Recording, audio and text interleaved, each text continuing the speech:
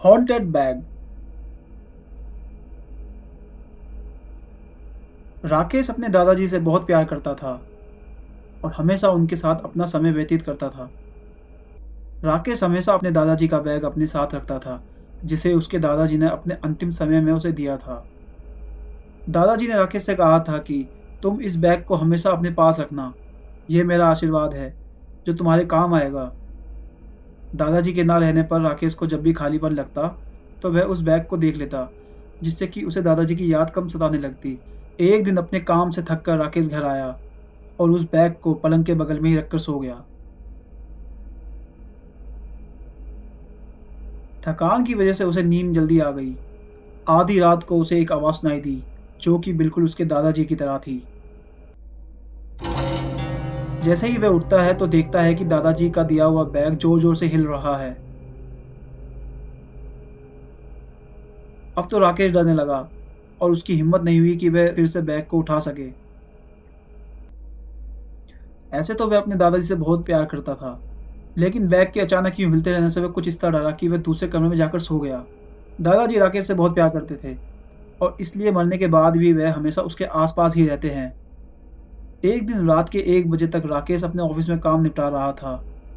उसी समय उसे अजीब सी आवाज़ उस बैग से आई, जो राकेश से कह रही थी, अब तुम सो जाओ, बहुत देर हो चुकी है।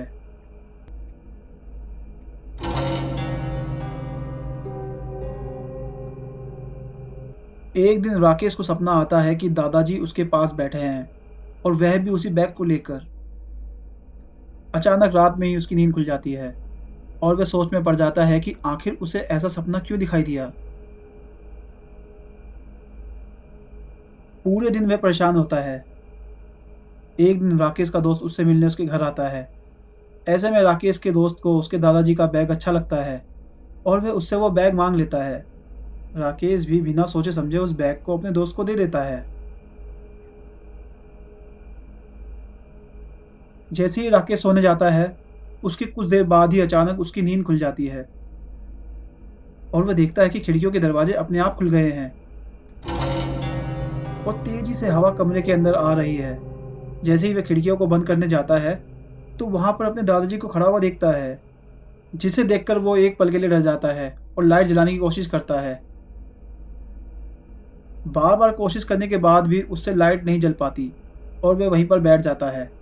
तब उससे दादाजी कहते हैं, तुमने मेरे साथ धोखा किया है। मैंने तुम्हें अपना प्यार दिया और तुमने उसे किसी और को थमा दिया। तुम जानते नहीं उस बैग में मेरी शक्तियाँ मौजूद हैं और तुमने अगर उस बैग को किसी और को दिया तो निश्चित रूप से वह शक्तियाँ तुमसे दूर हो जाएंगी और तुम असुरक्षित हो जाओगे। उसके बाद दादाजी जोर से चिल्लाते हुए कहते हैं, जाओ जाकर उस बैग को वापस लाओ, वरना इसी पल खत्म हो जाओगे, तुम्हारी हस्ती भी खत्म हो जाएगी। राकेश के दोस्त ने बैग को बहुत अच्छे से संभाल कर रखा था, लेकिन उसे ये नहीं पता था कि उसका ये बैग पूरी तरह से हॉन्टेड है। राकेश अपने दोस्त के पास उस बैग को वापस लेने जाता है, लेकिन दोस्त उस बैग को देने से मना कर देता है। राकेश खाली हाथ ही घर वापस आ जाता है, क्योंकि वह अपने दोस्त की दोस्ती नहीं खोना चाहता है और एक बैग के लिए उससे लड़ाई करना भी नहीं चाहता है। अब बैग राकेश के दोस्त के पास है, लेकिन जब रात को सोने की कोशिश करता है तो हमेशा उसे उस बैग से आवाज़ सुनाई देती है और उसी पर जोर जोर से हवाएं चलने लगती है। ऐसे तो राकेश के दोस्त का घर पॉश इलाके में था, लेकिन फिर भी उसे ऐसा महसूस होता है जैसे वह सुनसान जगह पर खड़ा हो और आवाज़ देने पर भी कोई भी दिखाई ना दे। एक दिन राकेश के दोस्त को अचानक बैग से आवाज़ सुनाई देती है, जो चिल्लाकर कहती है कि अगर तुम अपना सर्वनाश करवाना नहीं चाहते तो मुझे उसी जगह छोड़ आओ जहाँ से लाए हो। लेकिन दोस्त ऐसी बातों को नहीं मानता और वह बैग अपने पास ही रखता है। राकेश के दादाजी बिल्कुल नहीं चाहते थे कि उसके बैग राकेश के अलावा किसी और के पास रहे और इसलिए पूरी कोशिश करते हैं जिससे दोस्त उस बैग को छोड़ दे। कभी तो वह भयानक हंसी हंसते हैं तो कभी रोते रोते दोस्त को डालने की कोशिश करते हैं। ये सारी अलग अलग तरह की आवाज़ें उस बैग से ही सुनाई देती हैं। एक रात हद तो तब हुई जब वह बैग ऊपर की ओर उड़ने लगा और अचानक दोस्त का पलंग भी गोल गोल घूमने लगा।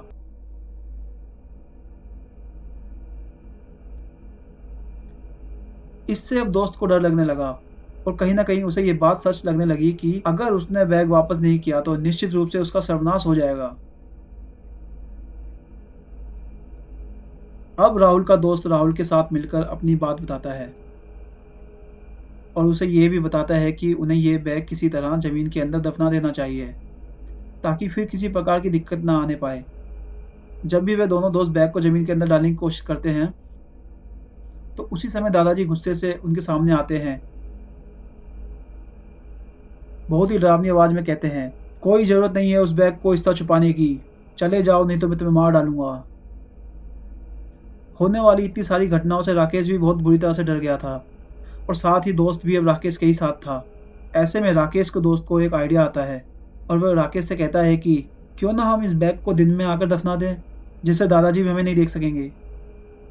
अब दोनों दोस्त किसी सुनसान जगह पर जाकर उस हॉन्टेड बैग को जमीन में दफना देते हैं, वह भी दिन में।